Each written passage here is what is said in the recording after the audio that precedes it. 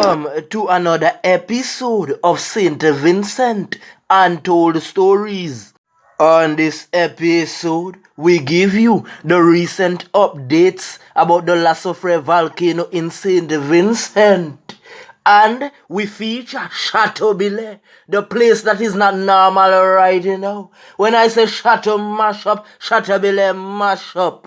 Big ups to all of my subscribers, and if you are new to the channel, hit the like button, the subscribe button, and hit the bell icon, cause you are going to want to see more videos like these, especially this one. Oh my goodness, right now, Chateau-Billet is like the Sahara Desert. It is something I've never seen in my entire life. Since the soufriere erupted, we have been all around St. Vincent and the Grenadines with the famous Choy Prince. We have been all around Kingston. We have been to Kittels. We have been to Leigh. We have been all in Barrowley throughout all the shelters. I thought that Barrowley looked bad. Barrowley looked like a desert at first when we went there the first time. But you see Chateau-Billet, I tell you, those residents might not be able to go back there for like 6 months or for the entire year. If you live in the green zone, you might see images, you might see videos with places like Barrowley and so forth. But you see Chateau-Billet, you have to see it to believe it. Today, Untold Stories, a journey to Chateau-Billet with the famous Choy Prince and others. We went to do voluntary work on tree houses. Yes, we went to take off ashes off of some house roof. I saw a post on Facebook where some people were saying why persons were charging to clean house roof. Let me tell you why they are charging. Let me explain to you if you don't know. To get to Barrowley, you have to hire transportation, and those taxis are not doing voluntary service. So if you have a friend doing a service, that friend needs gas for his car. Plus right now, how the roads are bad, it's like when you make that drive, you have to worry about getting back your vehicle parts. To get from Barrowley to Chateau-Billet, you have to take a boat. And that's another fee again, because the boatman have to buy gas. He has a family to feed. As you come off of the wharf in Chateau-Billet, you are tend to be sick by the ashes. Everything around is just ash, ash, ash. Your whole body is white like chalk. I know a lot of you guys watch television.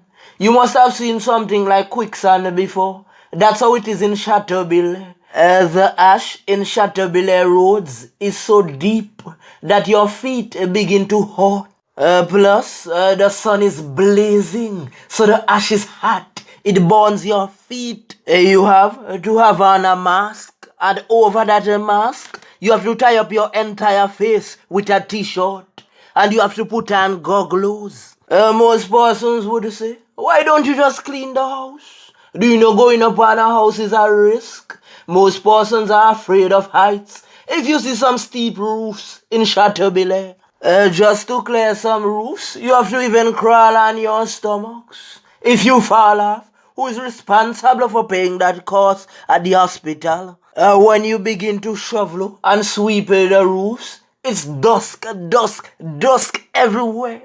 It don't even make sense that you have on a mask. It's just dust flying left, right, and center. Plus, there are dead fowls and dead dogs everywhere, and you have to inhale that scent. The site of Chateau-Billet, it looks like if goats are taking over. Everywhere you look, it's just goats and dogs and fowls looking for something to eat, hungry. Today we gave several dogs water, and they swallowed up that water like shark. When we had finished the last house and we was walking back to the wharf, we rested down our bags to have a snack. While eating my snack, I turned around in surprise because I felt a heavy breathing. That heavy breathing was a donkey. I just had a long mouth coming towards me as if it was going to eat me. I gave it a piece of my snack. That donkey started to gibble. It was so hungry that it bit that thing to pieces. We fed it, And we also left some snacks for it to have later. I don't know why that person tied that donkey. That donkey is very hungry. In Shatterbile, there is no drinking water. You have to walk far to get signal on your phone. You have to go up on a hill. There are several residents still living in Shatterbile right now. And Troy gave them packages for them to survive on for the time that they are there. Big up to the donators who are donating to Troy Prince. He always delivers. And I told you, he has credibility and you cannot question his accountability. Because if you call the residents in Shatterbile right now, they would tell you, Mr. Prince, take care of them. You know what one guy called him today? He said, teacher, you always come and look for us. Even before the volcano erupted. Teacher, I know you brought stuff. There was one guy in a particular that he interviewed. He was not so right in his mind because when Troy asked him how is he surviving during this time, he said that it's the worst hurricane that he ever saw. Troy had to tell him that it wasn't a hurricane, it was the volcano that was erupting. So you see the price to get to Shatterbile and to survive for the day in Shatterbile while cleaning these roofs. You have to pay transportation to get to Baroli. Then you have to pay the boatman to go and come from Shatterbile. Plus you have to provide snacks and lunch for the workmen. Plus some of them have families, newborn babies and so forth. They need monies to feed their own family. Some of the guys that volunteered, they themselves are evacuees. So imagine that. They are already struggling to survive and still trying to help others. That's why I say that we need accountability for that $20 million that the government got to help out with the volcanic relief. A lot of persons at shelters and so forth are being accused of stealing.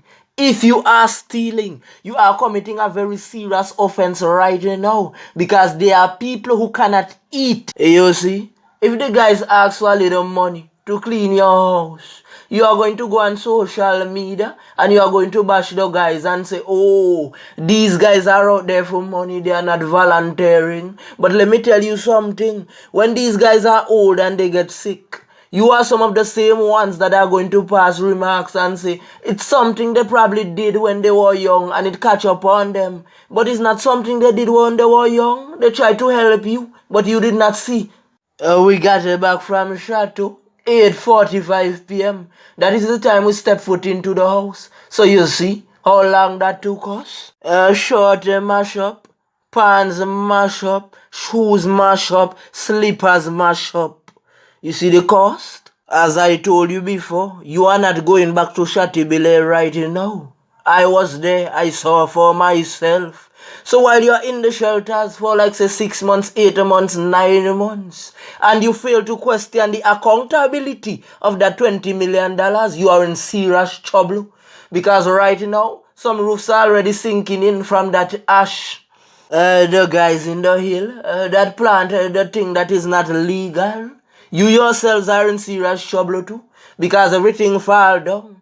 Today, we watched some cocoa trees, and they fell down as well. I think they belonged to Super Dan's brother. In the next 3 to 4 months, agricultural produce would be hard to get. Animals running wild. You won't be able to claim any if you stay away for a long time. Some person's roof have fallen in, so TV wet, furniture wet. It's like you lost everything. A question to the government. Like how we evacuated, who is gonna cover our bills? The banks and the credit union have workers to pay. How are they going to get paid when evacuees in the shelter aren't working? Most of the communities that were destroyed by the volcano were farming communities. Oh, I myself have to reach out to Nemo because I evacuated, but I did not call them as yet. I wanted the people into the shelters to get dealt with first because they are the ones feeling the most pressure. Persons staying in private homes are feeling pressure as well. But most private homes have rugs and large mats and things. You could have laid down on the mats one night. But in the shelters, it was just the cold ground. So Nemo had to get sponges and matches for those persons first. You see, there's a lot of stuff circulating on social media. And let me tell you something, every shelter is not the same. So if certain people complain about certain things at a shelter, it doesn't apply to every shelter. Well, imagine if Chateau looks like it that. What about places like Richmond? Properly mashed up. To be honest, we have been to places like Green Hill, and those places look very clean. Take a drive down to Chateaubilly and see what I am talking about. Oh, I won't encourage you to go into the red zone either. But if you go at your own risk. You know the reason why? We had to park the vehicle at a barrel and catch that boat. Because the boat is the safer thing. You see, after all this is done, a lot of vehicles are going to be parked up. Because men would not have the money to fix them. Ash already damaged most of them. Oh my, Sandy Bay, you got the worst of it. Homes fully destroyed. You see, in Chateaubilly, there wasn't much homes destroyed. The ashes is the problem. Pounds of ashes. Pray, pray, pray for Saint Vincent. Pray for the people that do not want to change their ways. Please remember to hit that notification bell. I thank you. But the store will come, it mash up chili, they clean. So why you not leave Chateau when the Come in, we go, come and get to them fit when I check them. We get there. And how you keep yourself safe? Good, I joke what I charge teacher. What side you hide? In December, and I see what high cake come, high cake is a pass over us. Any damages to your house? All the part 30 something while you crack up. 30 something part of your wall crack up? Yeah, put you, but So I job and I don't to them. You get water and them thing there? Yeah, we make a plenty for Kevin, and I teach a the joke on a teacher Chris Benky and me full of joke like a donkey day. When water me I go up, they go see a river joy up. Alright, bitchin'. Yeah, teacher.